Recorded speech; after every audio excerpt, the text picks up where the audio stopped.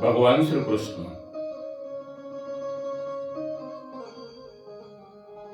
108 दिवसाची झाल्यानंतर त्यांचा अंग परिवर्तन उत्सव माता यशोदेने केलेला आहे.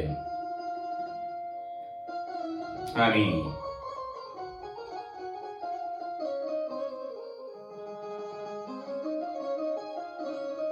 बालरूपातील कृष्ण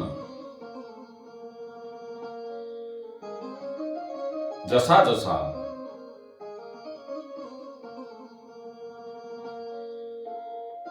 मोठाही होत जायचे त्यावेळेला बालपण हे खोड्या करण्याचे असते आणि श्रीकृष्णांच्या पण खोड्या वाढत होत्या.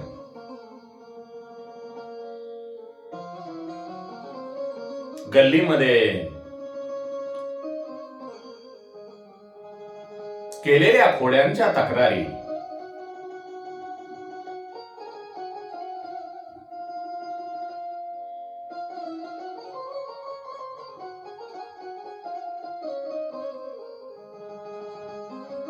त्या तक्रारी घेऊन यशोदेकडे येत असत आणि तक्रारीमध्ये रागापेक्षा लोभ श्रीकृष्णांना पाहण्याचा गोपींचा अधिक असायचा. कारण त्या अपरंपार असं प्रेम कानावर कृष्णावर करत असल्यामुळे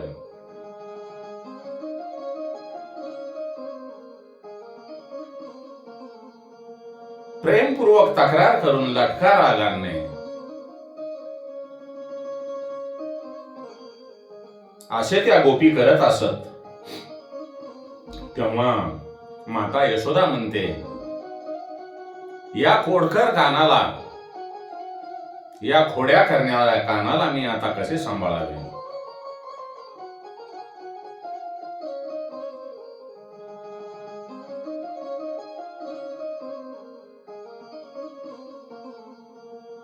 गोकुळामध्ये बालकृष्णांनी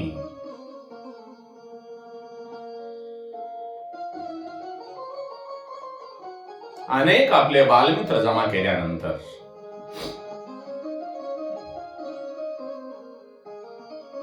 ते आपल्या बालमित्रासोबत अनेक खोड्या करायचे. गोकुळातील अशी एकही व्यक्ती नव्हती की ज्यांना बालकृष्णांचे आकर्षण नव्हते. जणू काही त्यांना बालकृष्णाचे वेळ लागले होते. मथुरेच्या बाजारामध्ये लोणी विकायला जाणाऱ्या गोपिकांना सर्वत्र आपल्या नजरेसमोर बालकृष्ण दिसत असत.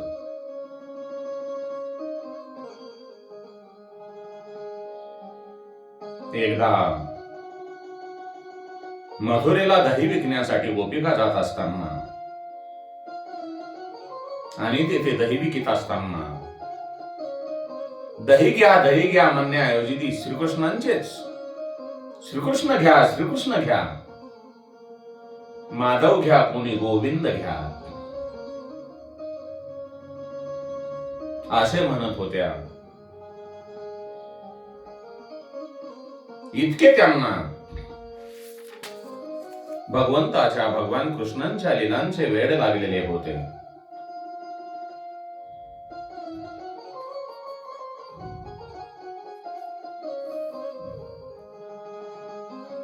बालकृष्ण हे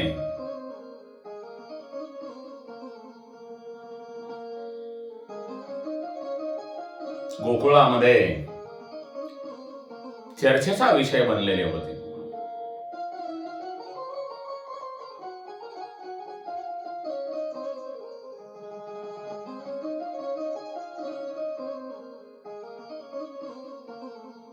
खोड्या करणारा हा नटखट काना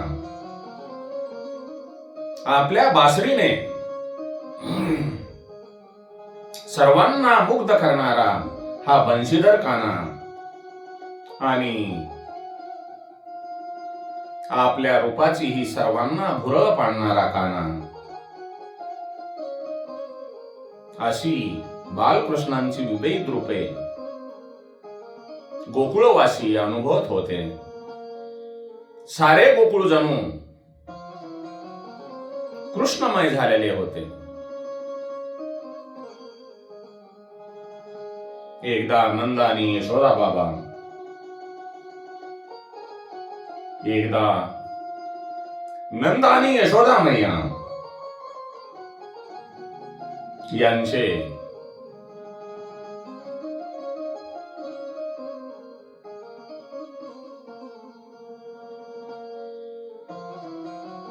घरी गर्गाचार्य येतात. भोजनाची वेळ झाल्यानंतर माता यशोदा गर्गाचार्यांना भोजनासाठी विनंती करते, आपण भोजन करून जा. तेव्हा गर्गाचार्य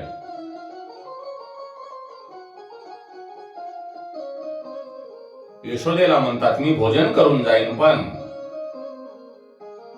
माझे भोजन मीच रांधून जाईन.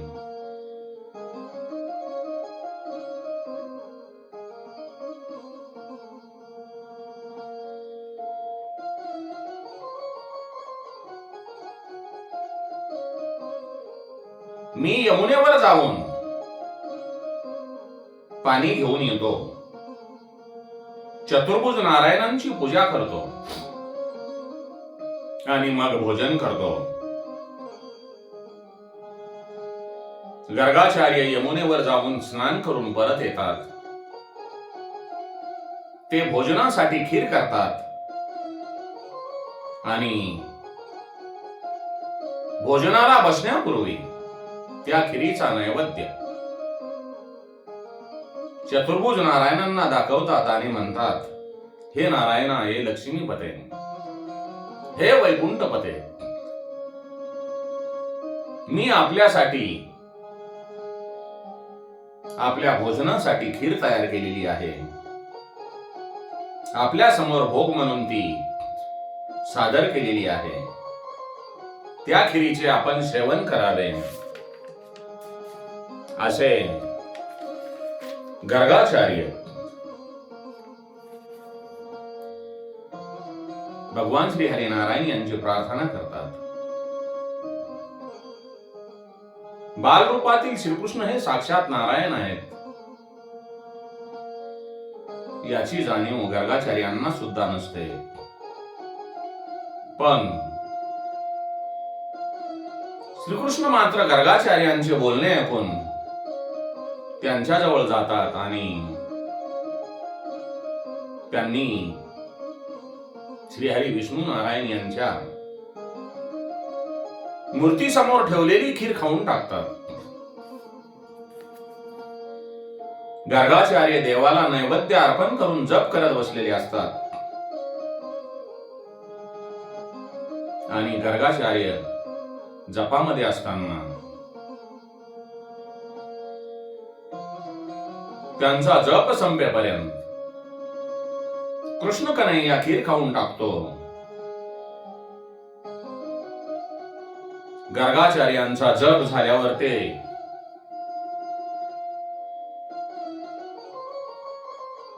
मूर्ती समोर ठेवलेली खीर पाहतात.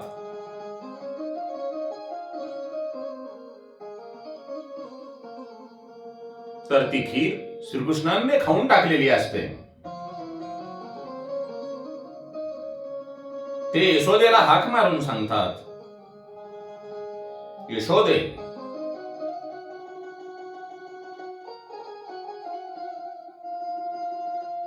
याने माझी खीर खाऊन टाकलेली आहे. तेव्हा यशोदा मैया श्रीकृष्णाला रागावते. तेव्हा श्रीकृष्ण हसत हसत तिला सांगतो, अगं माते, महाराजांनीच मला बोलावलं आणि खीर खायला सांगितली. तेव्हा गर्गाचार्य म्हणतात, मी भगवान श्री हरिनारायण चतुर्भुज नारायण यांना खीर खाण्यासाठी बोलवले होते.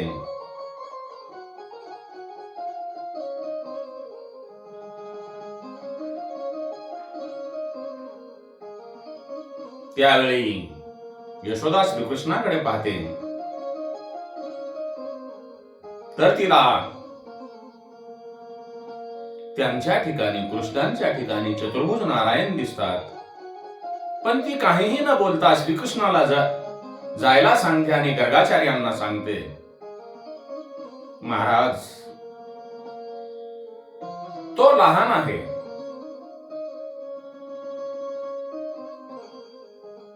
त्याच्या हातून ती चुकून खीर खाल्ली गेली, तुम्ही परत खीर तयार करा.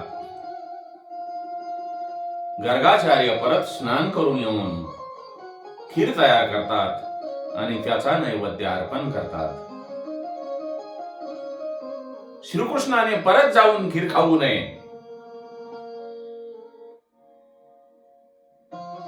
म्हणून यशोदा श्रीकृष्णाला आपल्या जवळच घेऊन बसते. श्रीकृष्ण यशोदेच्या मांडीवर झोपतो तेव्हा यशोदा मनात विचार करते, छान झाले, श्रीकृष्ण झोपलेला आहे, महाराजांचे जेवण आता निवांत होईल.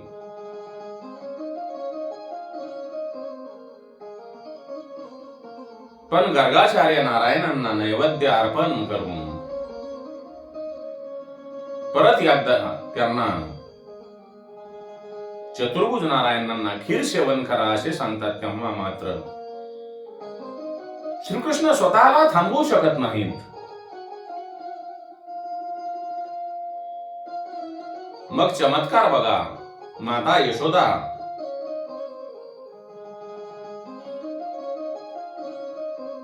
हिच्या डोळ्यामध्ये योगमाया जाऊन बसते आणि तिची नजर चुकून पुन्हा काना श्रीकृष्ण गर्गाचार्याजवळ येऊन परत खीर खाऊ लागतो.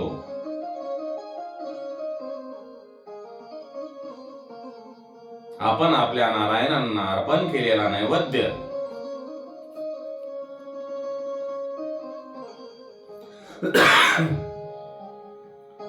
हा वैश्याचा मुलगा खाऊन टाकतो. हे पाहून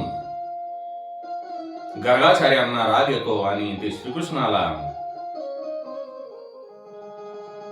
रागावण्यासाठी त्यांच्या समोर जाऊन उभा टाकतात. तर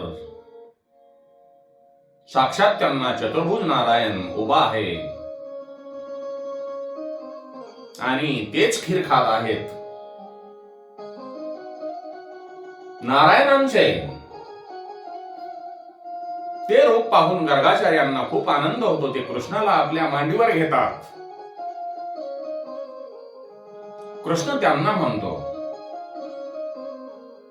महाराज, आता तुम्हीही जेवा. तेव्हा गर्गाचार्य त्यांना म्हणतात, देवा नारायणा, तुझ तुझ्या हातांनी मला जेवू घाल. श्रीकृष्ण कान्हा त्यांना खीर बनवतो आणि गर्गाचार्यांना जेवू घालतो. श्रीकृष्णाच्या हाताची ती खीर खाऊन गर्गाचार्य तृप्त होतात. त्यांना त्यांचे जीवन सफल झाले असे वाटते. का वाटणार नाही? ज्या भगवंताच्या प्राप्तीसाठी वर्षानुवर्षे लोक तपश्चर्या साधना करत असतात, तेच भगवंत जर आपणाला जेवू घालत असतील तर त्यांचे जीवन सफल का होणार नाही? थोड्या वेळाने योगमायेने मोहित केलेल्या यशोदेला जाग येते. पाहते तर श्रीकृष्ण आपल्या मांडीवर नाही. ती धावत बाहेर येते. बाहेर येऊन पाहते तर श्रीकृष्ण गर्गाचार्यांच्या मांडीवर बसून त्यांना खीर भरवतो आहे, खाऊ घालतो आहे. यशोदेला पाहून गर्गाचार्य तिला म्हणतात, यशोदे, तू खरोखर पुण्य केले आहेस, म्हणून तुझ्या पोटी साक्षात भगवान श्रीहरी नारायण यांनी जन्म घेतला आहे.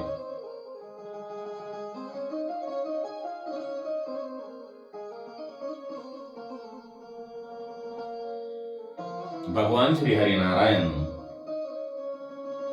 श्रीकृष्ण अवतारामध्ये गोकुळामध्ये प्रेमाचे दान करायला आणि प्रेमाचे रसपान करायला आलेले आहेत. त्यांची माता यशोदा हिने त्या नारायणांना नेहमी एक अजान बालकच समजलेले होते आणि त्याप्रमाणेच त्याच्यावर प्रेम केलेले होते. त्याला रागावले पाहिजे.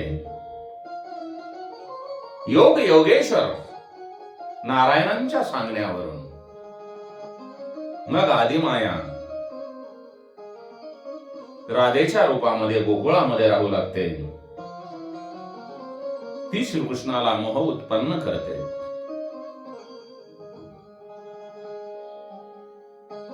वैष्णवांच्या मते मायेचे 3 प्रकार आहेत. नंबर 1 स्वमोहिका, नंबर 2 स्वजन मोहिका आणि ऐश्वर्याचे ज्ञान देणारी, आणि नंबर 3 विमुख जन मोहिका. गोकुळामध्ये राहणाऱ्या प्रत्येक बालकांचा श्रीकृष्ण सखा होतो. श्रीकृष्ण हे आपल्या सवंगड्यासोबत खेळू लागतात, बागडू लागतो. श्रीकृष्णांचे सवंगडी हे अत्यंत दुर्बल.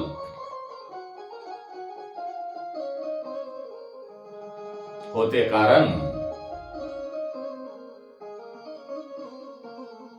गोकुळामध्ये दही, दूध, तूप, लोणी सर्व काही असताना ही बालके एवढी दुर्बल का आहेत? असा प्रश्न जेव्हा बाल रूपातील श्रीकृष्णांना पडतो तेव्हा त्यांना उत्तर मिळते की गोकुळामध्ये तयार होणारे सर्व दही, दूध, तूप, लोणी हे मथुरेत पोहोचवले जाते. तेथील राजा कंसाला ते कर रूपाने द्यावे लागते. गोकुळातल्या दह्या दुधावर कंसांचा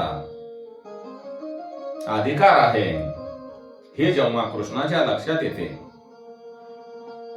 तेव्हा तो आपल्या सवंगड्यावर होणारा अन्याय दूर करण्यासाठी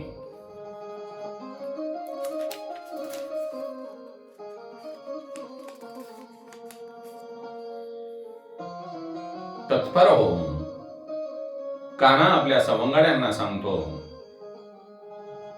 आजपासून दही दूध मी मथुरेला जाऊ देणार नाही. मी तुम्हाला रोज लोणी खायला घालीन. तेव्हा त्याचे सवंगडी म्हणतात, हे कन्हैया, हे कान्हा, आम्हाला खाण्यापुरते दही दूध लोणी तू कुठून आणणार? तेव्हा कृष्ण त्यांना उत्तर देतो,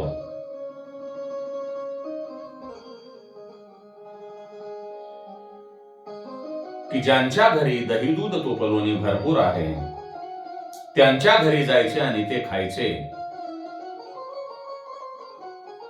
तेव्हा सवंगडी सांगतात, अरे कृष्णा, ही तर चोरी झाली. कृष्णाचे सवंगडी कृष्णाला सावध करतात, परंतु कृष्णांची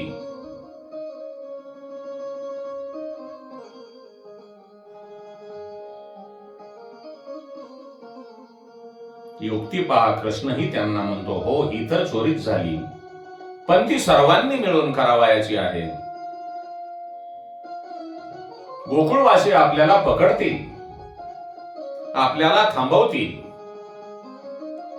पण आपण दही दूध आणि लोणी खायचं, त्याशिवाय बलवान कसे होणार? शंकराचार्यांनी शंकर भाषामध्ये म्हटले आहे, परमात्म्यांचा जेव्हा साक्षात्कार होतो तेव्हा मनुष्य ज्ञानी होतो.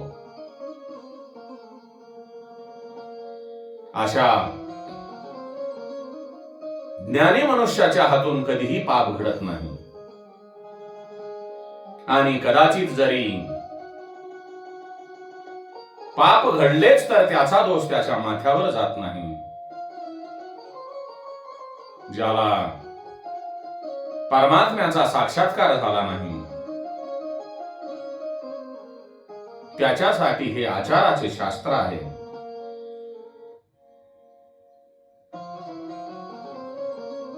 तत्वदृष्टीने पाहिले तर ईश्वर सर्वांचा मालक आहे.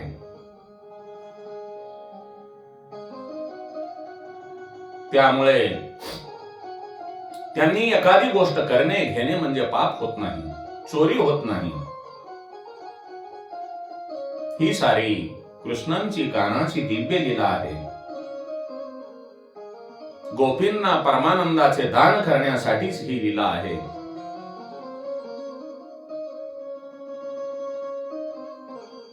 बाल रूपातील कृष्ण आणि त्यांची सवंगडी घरोघरी जाऊन दह्या दुधांची चोरी करतात, त्यांचे भक्षण करतात, गायींच्या वासरांना सोडून देऊन तृप्त करतात, आणि या रोजच्या चोरीमुळे गोपी या माता यशोदेकडे जाऊन कृष्णांच्या तक्रारी करतात आणि दही दूध हा कान्हा सवंगड्यासह चोरून खातो असे सांगतात. यशोदेला मात्र गोपींच्या तक्रारी खऱ्या वाटत नाही. ती गोपिकांना सांगते, माझा कान्हा तर घरीच असतो, तो कुठेही जात नाही, मग तो तुमच्या घरी चोरी करण्यासाठी कसा येईल? तुम्ही माझ्या कानावर कृष्णावर खोटा आरोप करत आहात. गायीच्या वासरांना संस्कृत मध्ये वत्स म्हणतात. वत्स म्हणजे विषयासक्त जीव, संसार आसक्त जीव, संसार आसक्त.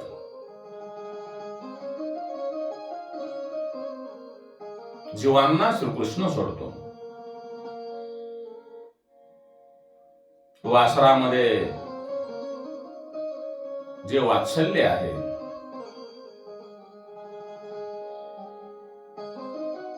तेच वात्सल्य आई आणि मुलामध्ये असते. शास्त्रात मुक्तीचे 2 प्रकार सांगितलेले आहेत. शास्त्रामध्ये मुक्तीचे 2 प्रकार सांगितले असून एक क्रम मुक्ती आणि दुसरी सद्य मुक्ती. क्रममुक्ती हळूहळू होते आणि सद्य मुक्ती लगेच होते.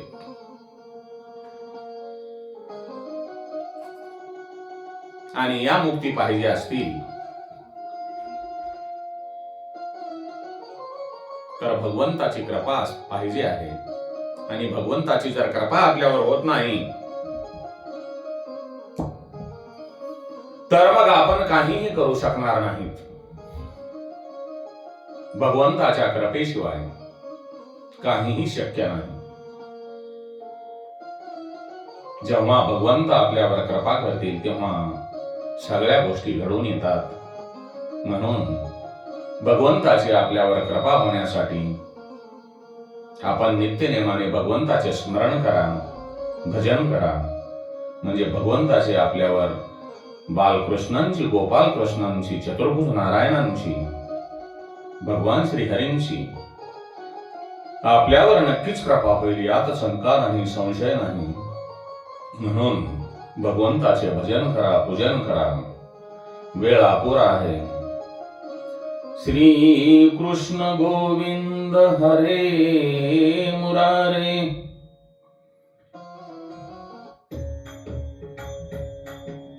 श्री कृष्ण गोविंद हरे मुरारे, हे नाथ नारायण वासुदेवाय. श्री कृष्ण गोविंद हरे मुरारे, हे नाथ नारायण वासुदेवाय.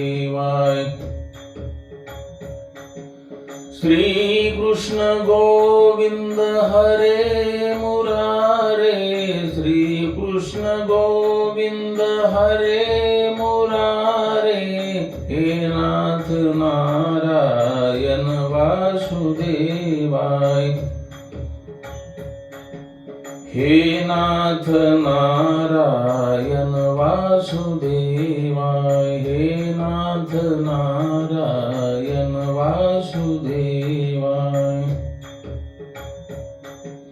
राधारमण हरि गोविंद, राधा कृष्ण हरि गोविंद, राधारमण हरि गोविंद, राधा कृष्ण हरि गोविंद, राधारमण राधारमण राधारमण हरि गोविंद, राधा कृष्ण हरि गोविंद, राधा कृष्ण हरि गोविंद, राधा कृष्ण हरि गोविंद, राधा कृष्ण हरि गोविंद, राधा कृष्ण हरि गोविंद।